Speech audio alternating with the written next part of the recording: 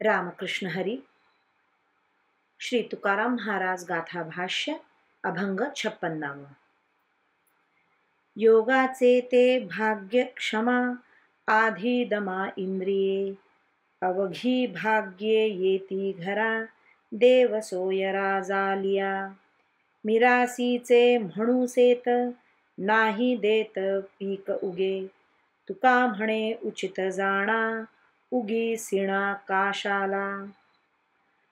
अष्टांग योगाचे भाग्य क्षमा आहे, पण त्याकरिता सुरुवातीला इंद्रियांचे दमन करावे लागते. पण देव सखा झाला तर क्षमा इत्यादी सर्व भाग्ये आपणहून घरी येतात.